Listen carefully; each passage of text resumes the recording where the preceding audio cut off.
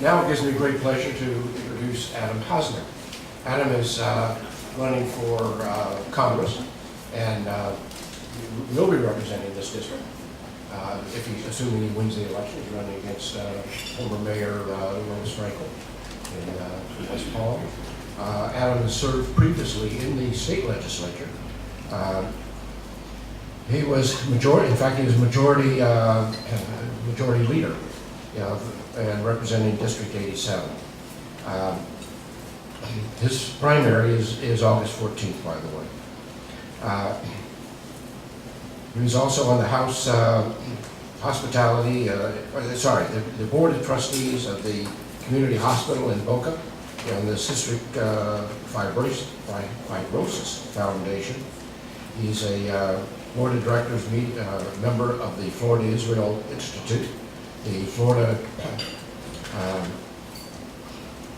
Consortium Board, the National Safety Council Board, and the Reach Out and Reach Florida Advisors Board. It's my pleasure to introduce Adam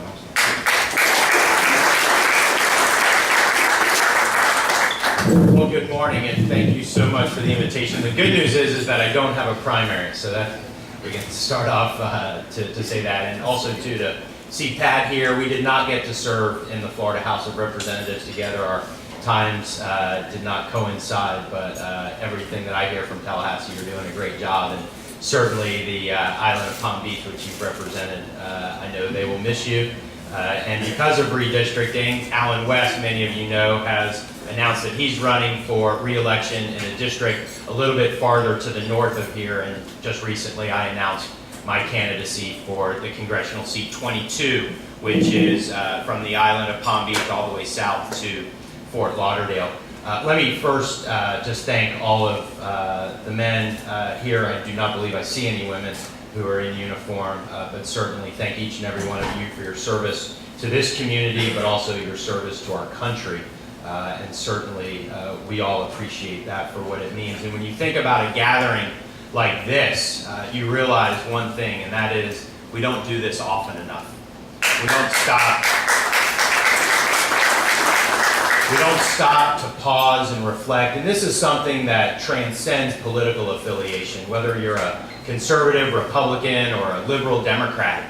The fact of the matter is this is something that we can agree upon. This is something where people can come together and honor the service and the sacrifice of the men and women who have worn the uniform at home and abroad, who have fought for and who have defended the values and the freedoms that this country so uniquely represents. And so on this Memorial Day, when we do pause and, to reflect and honor those who have preserved the greatness of America, I think it's important to recognize that throughout history, each and every time America has been challenged, we've had a generation that's answered the call.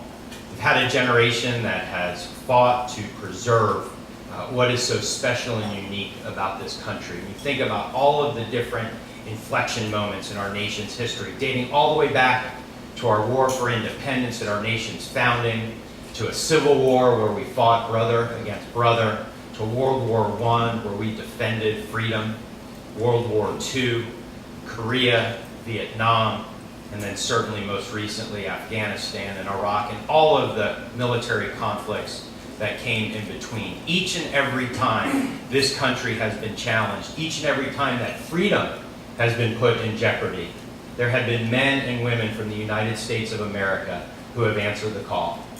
And we have had those men and women each and every time. They have been asked to do some very difficult things. And each time, many have even paid the ultimate sacrifice, because it's only possible when you have a country that believes in the things that we do, where men and women will put their country before themselves and make that type of self-sacrifice that I think is so unique to the United States of America. And I think when you pause to reflect on what this day means and its origins, I think it reminds me of some very eloquent words that Ronald Reagan once shared with the country. He told us that freedom is never more than one generation away from extinction.